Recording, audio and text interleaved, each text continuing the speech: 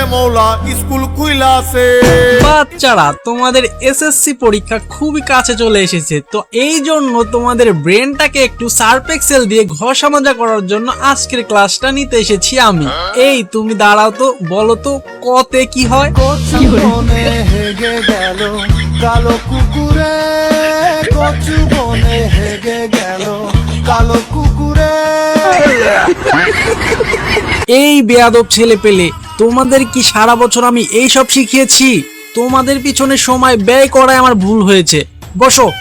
এই পিছনে গেমিং তালহা, তুই দাঁড়াতো, বলতো এ ফর AWM। তো ওদের মতো স্টুডেন্ট যদি আমার এই স্কুলে থাকে, তাইলে আমার এই স্কুলের মান সম্মানের অকাল মৃত্যু হয়ে যাইব গা।